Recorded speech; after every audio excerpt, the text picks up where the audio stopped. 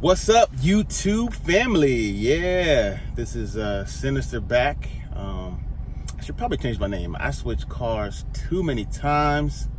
The SQ5 is gone. I'm Vern, by the way. So I think the name should be Sinister V, right? Okay.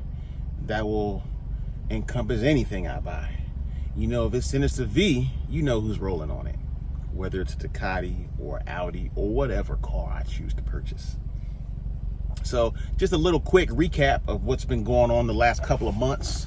I'm in a new whip right now.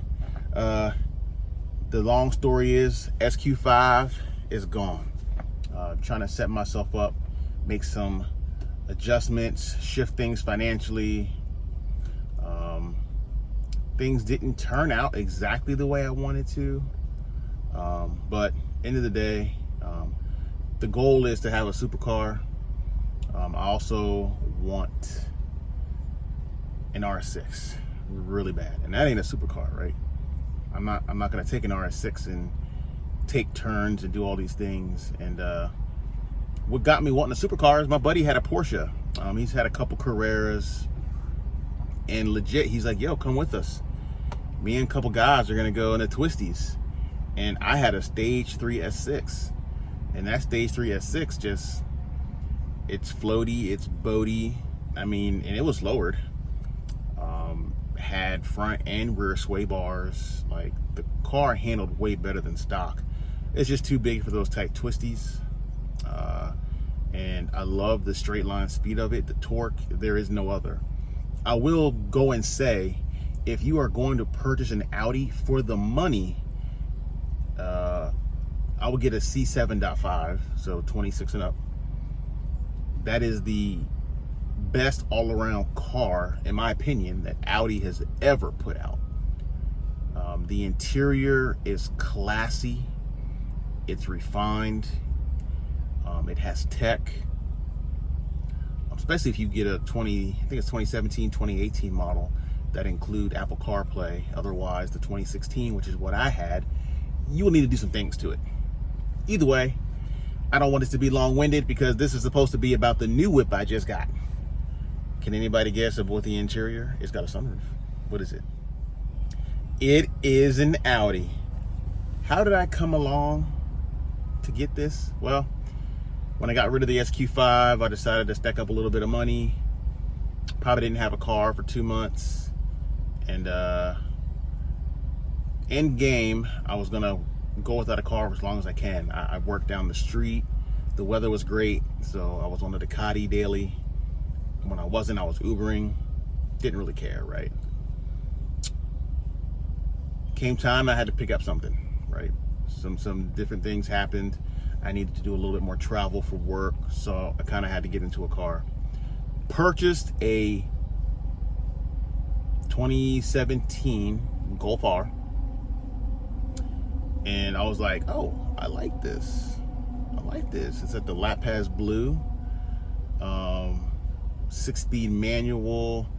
And of course, I've done research back in the day. It was a car I've always wanted, and me getting a car at that time a week ago, I had forgotten all the research I'd done years ago when I wanted one. So I started reading up on stuff and realizing you can't really tune that car without getting a clutch. That's expensive. But mods were gonna be endless. Long story short, I had to get rid of it. I had some things that I didn't like about the car. I had a low speed chatter, wound up being a throwout bearing issue. But they're like, look, if you really want us to take a look at this, we got to drop the whole trans. I wasn't about to pay for that. And then the other issue was, it was a New York car, so when we got up under there, it was rust beyond belief. And lastly, it had bent wheels. I don't know why I even picked the car up. It was late at night, I couldn't see anything. I'm making excuses for myself, but when I got the PPI inspection, I was like, hell to the no! Went to the dealership and said, I gotta get out of this. And you know, like most dealers, they're like, nah, you bought the car. The car is yours. slid over that PPI and was like, you sold me junk. This is an auction car. This car should have never hit your lot. If you want to retain your name and have value in what you do and what you provide to the community, then you don't sell cars like that. And it was a big name. I'm not going to mention the name here, but it was a big name. And I told him I need to get out of this car. So with their 7-day policy, he's like, look, you can only get a car that's at this particular dealer. And there was 2, but I got to remember, daily driver first. They had an RS3 and they had this S3, both black. I don't do black cars. So I was at what do I do? What do you think I purchased? You already know. Ooh, boy, this is. So, new to me, unnamed yet, this is the new whip I got. So, 2015 S3, it is prestige package. The car is fairly clean. You know, it's got a little thing here and there. I found like a little scratch, a little dent. It's got 42,000 miles on it. Super clean. It's got some tint in the rear, no tint in the front. I can't do that two-tone stuff, so more than likely I'm going to get the rear tint ripped off, retint. I do love the Illuminoptics on the black. I've always blacked stuff out. I do love the black optics, but on the black on this car in particular, I'm going to actually leave that. But as most dailies, you know, I can't not mod stuff. But to take note, the car surprisingly is pretty quick in stock form. This is my second 8V, since I did have a Golf R for a week, and I've only had this car for 2 days. So it was pretty clean inside and out.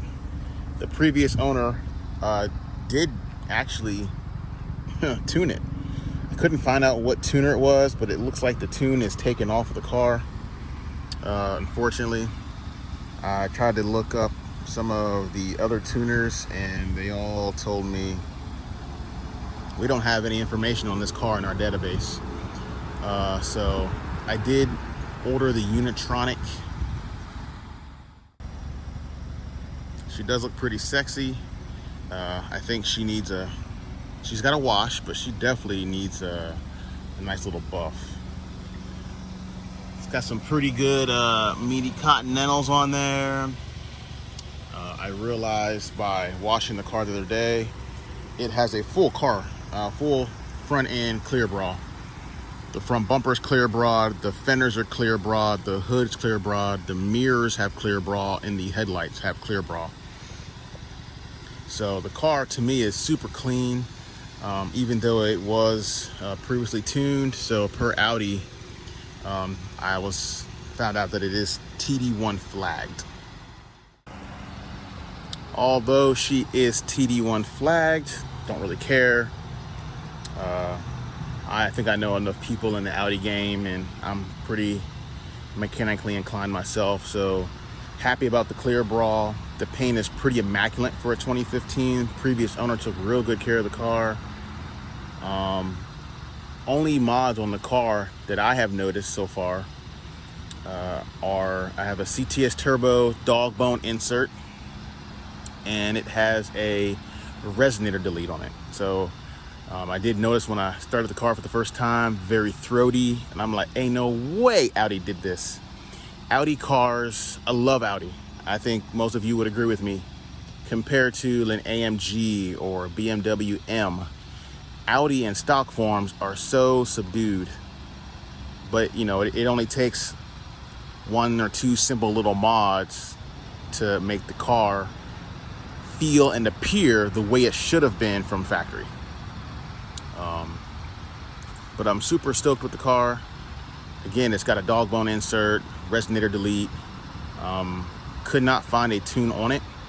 Looked through various tuners, didn't see any information with the VIN in there recorded. And I think I'm gonna try to keep this as OEM as possible. I did like the wheels on the Golf R, and since these are the same 8V, you know, type motor and everything, Even the wheel specs are pretty much spot on. I'm probably gonna wind up putting the VW Protora wheels on here. I already have 2 that I'm gonna test fit, retint. I've already ordered Unitronic Stage 1 Plus Tune. I have a downpipe coming, 034 Motorsports P34 intake.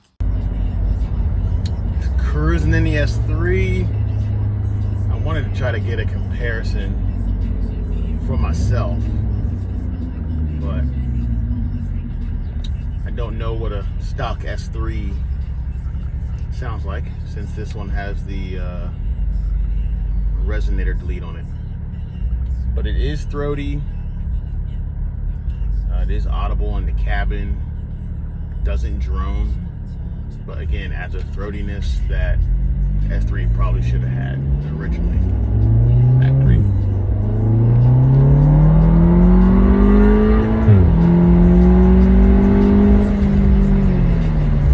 Sounds pretty good.